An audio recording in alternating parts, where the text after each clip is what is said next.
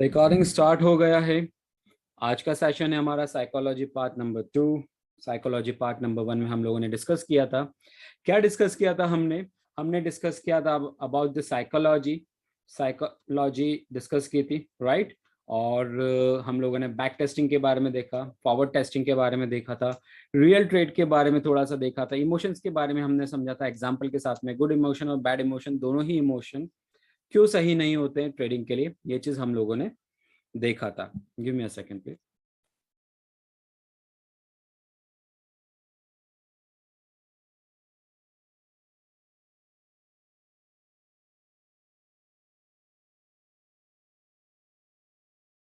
Okay, so हमने यहाँ पर इमोशंस के बारे में देखा था, बैक टेस्टिंग भी देख लिया हम लोगों ने, राइट। फॉरवर्ड टेस्टिंग भी देखा था, रियल ट्रेड का और इमोशंस का हम लोगों का क्या कनेक्शन होता है इसके साथ में। Sorry I forget to mention over here, यहाँ पर था ट्रेडिंग जर्नल आएगा। सो एक मिनट दीजिएगा प्लीज मुझे, मैं ये लिख देता हूँ।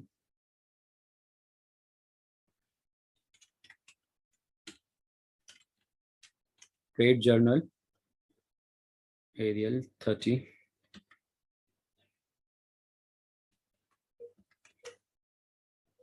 परफेक्ट। ठीक है, सो हमने ट्रेड जर्नल देखा है। लिंकअप कर लेते हैं थोड़ा सा, कैसे एक दूसरे का लिंक है।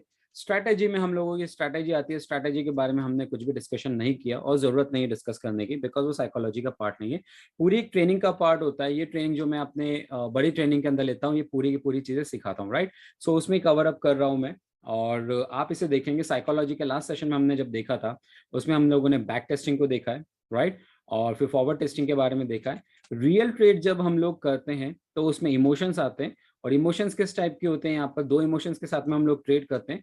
अगर गुड इमोशंस है तो बैड इमोशंस में कैसे कन्वर्ट होता है, बैड इमोशंस गुड इमोशन में कैसे कन्वर्ट होते हैं, क्या मेंटालिटी होती है, क्यों दोनों टाइप के इमोशंस हमारे लिए सही नहीं है, उसके बारे में हमने ऑलरेडी डिस्कस कर चुके हैं। ट्रेड जर्नल के बारे में भी ऑलरेडी डिस्कस किया है, जो कि आप लोगों के साथ में मैंने शेयर कर दिया है, राइट। अभी हम लोग बात करते हैं कि मैं अगर आपको ये बात बोलता हूँ गाइज, चलो आपने कोई सी भी स्ट्रैटेजी ले ली, कुछ भी कर लिया, सपोज कीजिएगा कोई सी भी स्ट्रैटेजी आपने देख ली, उसके बैक टेस्ट कर लिया, फॉरवर्ड टेस्टिंग कर ली, एंड आप रेडी हो, अभी आप एकदम से रेडी हो, राइट। और मैं अगर आपको बोलता हूँ कि यस बैंक के आप है ना किसी एक पर्टिकुलर प्राइस पे आप है ना 4 लॉट उठा लो, मस्त भागेगा यस बैंक, कितने लोग एग्री हो जाएंगे यहाँ पे? बहुत ही कम लोग हैं जो एग्री हो जाएंगे।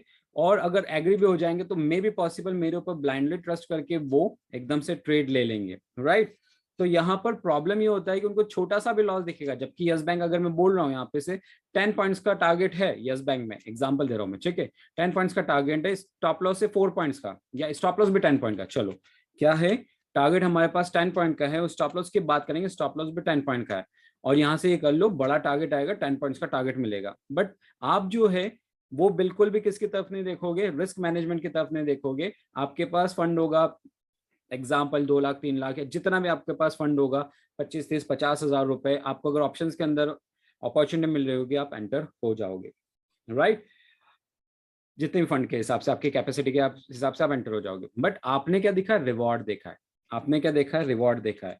ये मैं हमेशा हर सेशन में बोलता हूँ कि रिवॉर्ड जो है वो बाद में आता है, और रिस्क जो होता है वो पहले आता है। तो यहाँ पर अगर मैं आपको बोलता हूँ 4 लॉट उठा लो, 4 लॉट उठा लो, यस बैंक बहुत अच्छा भागेगा, 10 15 पॉइंट दे देगा, राइट। स्टॉप लॉस कितना है, स्टॉप लॉस पूछा तो स्टॉप लॉस कितना है यहाँ पे, 10 पॉइंट का है। अब यहाँ पे जैसे ही आपने बाय किया, सपोज करो ये प्राइस पे आपने बाय किया, बाय करने के बाद में थोड़ा बहुत ऊपर जा रहा है, आप बहुत अच्छा कंफर्टेबल फील करोगे। यस बैंक ने एक छोटी सी एकदम से सडन मोमेंटम दिखाया डाउन साइड पे, बस आपकी हार्डवेयर धक धक धक धक धक धक। क्यों? क्योंकि आपने रिस्क को तो मैनेज किया ही नहीं है ना। आपने रिस्क को मैनेज नहीं किया है। कोई से भी ट्रेड को लेने के बाद में आप क्यों डिस्टर्ब हो जाते हो, क्यों प्रॉफिट तक नहीं रुकते हो, क्यों स्टॉप लॉस तक रुकते हो, या फिर प्रॉफिट थोड़ा सा होता है प्रॉफिट में क्यों निकल जाते हो, ये सेशन में हम लोग समझेंगे और अंडरस्टैंड करेंगे ऐसा क्यों होता है, राइट। तो यहाँ पर एक जो रिलेशन है, आप कोई सी भी बैक टेस्टिंग कर लो और फॉरवर्ड टेस्टिंग कर लो, दोनों के बाद में रियल ट्रेड का जो रिलेशन होता है वो सीधा सीधा रिलेशन होता है आपके मनी मैनेजमेंट के ऊपर। क्योंकि आपके पास पैसा कितना है, वो पैसा कितना आप लगा रहे हो, आपने प्रॉफिट के साइड में तो देख लिया बट लॉस की साइड में नहीं देखा। कोई भी आके बोलता है मार्केट के अंदर 100% श्योर है, 100% श्योर नाम की चीज होती ही नहीं है।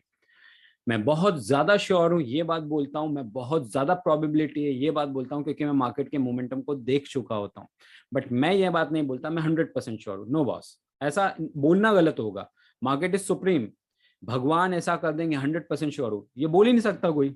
कोई बोल सकता है भगवान मेरे बेटे को ठीक कर देंगे, मैं 100% श्योर हूं, ये तो आपकी आस्था है। बट 100% ठीक कर देंगे श्योर नहीं हूं, ये श्योरिटी कोई दे ही नहीं सकता, क्योंकि भगवान सुप्रीम की बात करें, मार्केट सुप्रीम है, राइट। तो 100% की गारंटी नाम का वर्ड ही नहीं आता है। तो इस बात को समझिए आप, क्योंकि मनी मैनेजमेंट है वो बिल्कुल आपके ऑपोजिट में जा सकता है। जो आपने ट्रेड लिया बिल्कुल आपके अपोजिट में जा सकता है। अगर आपने ट्रेड को मैनेज किया है, अगर आपने ट्रेड को मैनेज किया है, रिस्क को मैनेज किया है, तभी जाके आप क्या करेंगे, तभी जाके आप इतना बड़ा रिस्क, जितना भी रिस्क है वो रिस्क लेने को तैयार हो जाएंगे। कोई बात नहीं, मेरा इतना रिस्क था, मेरा 5,000 का रिस्क था, 10,000 का, 15,000 का, कितने का रिस्क था, कोई बात नहीं, मेरा उतना रिस्क है, कोई दिक्कत वाली बात नहीं है। मुझे पता है कि अगले नेक्स्ट ट्रेड में मैं कमा लूंगा। बट जिस दिन आपका रिस्क आपको पता है, फिर भी आपने रिस्क फैक्टर को इग्नोर कर दिया, तब से आपका क्या होता है, तब आपके जैसे ही लॉस में आते हो तब आपके दिल की धड़कने बढ़ जाती है, धक धक धक धक धक धक। इस सेशन के अंदर मैं आप लोगों को रिस्क मैनेजमेंट के बारे में कुछ चीजें बताऊंगा। इस सेशन में आपको कुछ और भी चीजें बताऊंगा ट्रेड मैनेजमेंट के बारे में। इस सेशन में मैं आपको एक ट्रेडिंग कर्व, ट्रेडर्स के लाइफ में कैसे कर्व आता है, कैसे एक ट्रेडर बनता है, उसके बारे में बताऊंगा। और इस सेशन में आपको मैं अपने बारे में बताऊंगा और थोड़ा सा मोटिवेट करने की कोशिश करूंगा। मैं एक्चुअली बिल्कुल प्रिपेयर्ड नहीं हूँ, मुझे क्या पढ़ाना है, मैं बिल्कुल भी, मेरी प्रिपरेशन नहीं है, बिकॉज मेरे पास टाइम नहीं मिला था। मैंने आपको बोला था, टाइम दिया था, इसलिए मैं आज के दिन ये सेशन ले रहा हूँ। मेरी प्रिपरेशन बिल्कुल भी नहीं है। मेरे साथ जो हुआ है, मैं जिस तरह से चीज़ों को अंडरस्टैंड करता हूँ, जो मेरी मेंटालिटी है, मैं आपको वो चीज़ पढ़ाने वाला हूँ, वो चीज़ बताने वाला हूँ। मे बी पॉसिबल अगर ये सेशन हम लोगों का सक्सेस नहीं होता है, तो ये सेशन में क्या करूंगा, हम लोग एक और पार्ट लेंगे सेशन का, बट मोस्ट प्रोबेबली मैं यहाँ पर ही एंड अप करूंगा। इस सेशन को कैसे भी करके मैनेज करेंगे हम लोग इस सेशन को। ओके, सो जिन्होंने भी पार्ट 1 नहीं देखा है साइकोलॉजी का, मैं आप लोगों से रिक्वेस्ट करूंगा कि आप पहले साइकोलॉजी का पार्ट 1 देखें, और फिर ये सेशन की रिकॉर्डिंग तो हो ही रही है, आप फिर उसके बाद में इस सेशन की रिकॉर्डिंग देखें। और अगर आपने साइकोलॉजी का पार्ट 1 देखा हुआ है तो बहुत अच्छी बात है, आज के दिन हम लोग साइकोलॉजी को और भी ज्यादा डिटेल में समझेंगे। चलिए, तो यहाँ पर हम लोग वापस से कंटिन्यू करते हैं और चीज़ों को अंडरस्टैंड करते हैं कि कैसे हम लोग मनी मैनेज करें और क्या रूल है, क्या फंडा है, उसके बारे में हम लोग अंडरस्टैंड करते हैं और आगे की तरफ बढ़ते हैं। उस चीज़ को हम लोग कैसे, डर को भगाएं। आप लोगों का ऐसा डर होता है ना, हमेशा आप लोगों का डर होता है कि मैंने ट्रेड ले लिया है, और ट्रेड ले लिया है तो मैं स्टॉप लॉस तक भी नहीं रोक पाता हूँ, और मैंने ट्रेड ले लिया तो मैं या तो स्टॉप लॉस तक रोकता हूँ मगर प्रॉफिट में नहीं रोक पाता हूँ।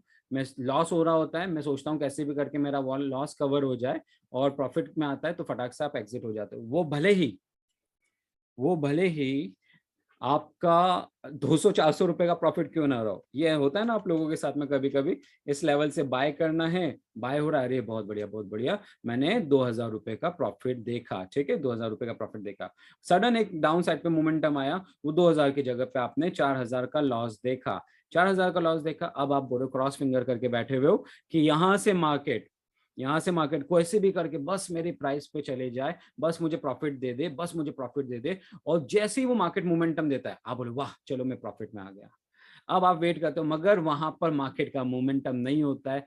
तो वही चीज 200 500 हजार, 200 500 हजार, 0 माइनस 200 500 हजार, इस बीच में घूमता है मार्केट। आपको लॉस एंड प्रॉफिट के बीच में जब घूमता है, तब आपके माइंड में एक ही चीज आती है, 200 रुपए मिल रहे हैं, उससे भी क्यों जाने दूं। मगर आपने कभी ये नहीं देखा कि इस 200 रुपए घूम मिल रहे, मैं इसको जाने क्यों दूं। उससे ज्यादा आपने ये चीज नहीं देखी कि मैंने 4,000 रुपए का रिस्क ले लिया था। क्या होता अगर आपका स्टॉप लॉस जाता तो आप 200 रुपए में खुश रहते? नहीं बॉस। तो आपको ये चीज समझनी पड़ेगी कि मैं कंफर्मेशन, कितनी कंफर्मेशन के बाद में बहुत देर तक वेट करके हम लोग ट्रेड करते हैं। तो ये सारी चीजें मैं आपको कई बार ये बात बोलता हूं कि अभी हम लोग प्रॉफिट में चल रहे हैं, वो प्रॉफिट पूरा लॉस में जाएगा, और पूरा लॉस में जाने के बाद में वापस रिकवर करके फिर से हम लोग प्रॉफिट में आएंगे और फिर टारगेट हिट होगा।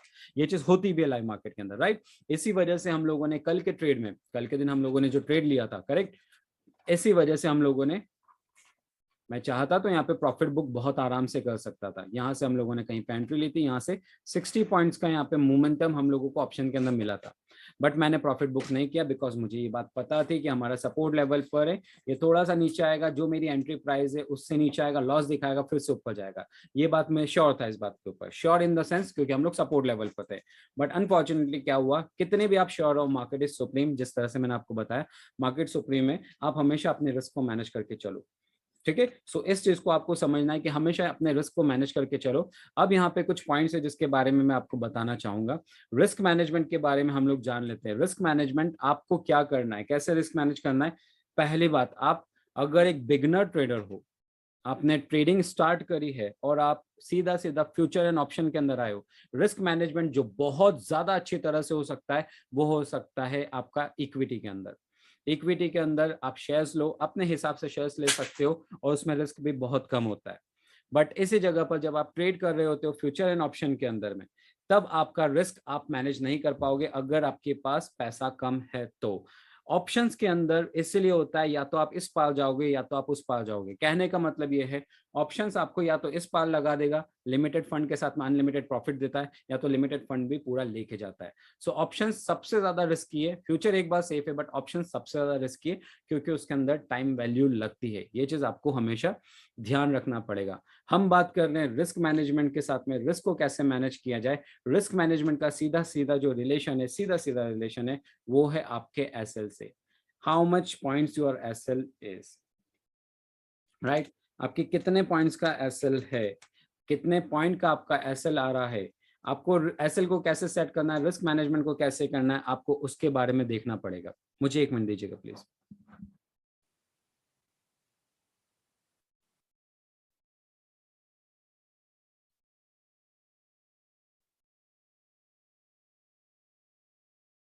गाइस कुछ मैसेजेस आ रहे हैं, आवाज नहीं आ रही है क्या? आप लोगों को आवाज नहीं आ रही है? प्लीज लेट मी नो, आवाज आ रही है या नहीं आ रही है?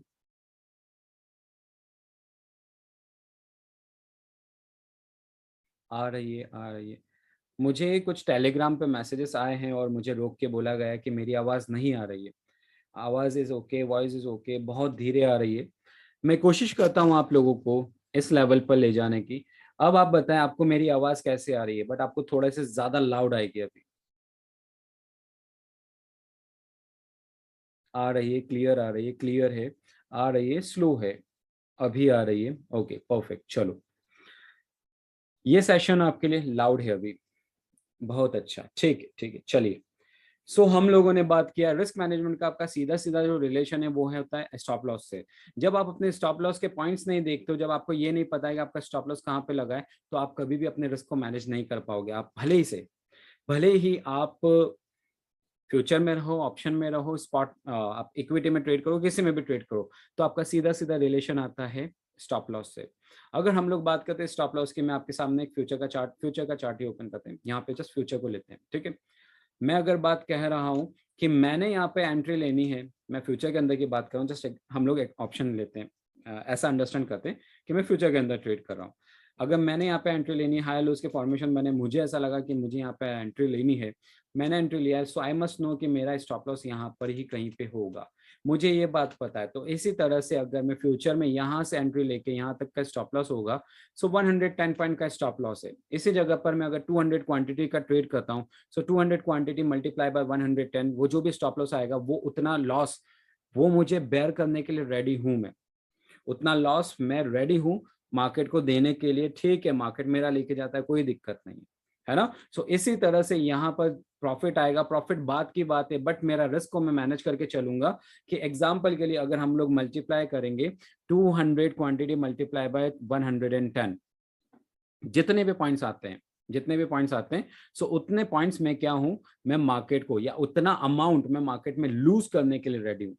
मुझसे बहुत टाइम पहले, बहुत टाइम पहले, बहुत ज्यादा टाइम पहले, जब मैं ट्रेडिंग कर रहा था, ट्रेडिंग नहीं करता था, ट्रेडिंग ट्रेडिंग करने की शुरुआत हुई थी मेरी, उस टाइम पे मुझे किसी ने ये बात बोली थी।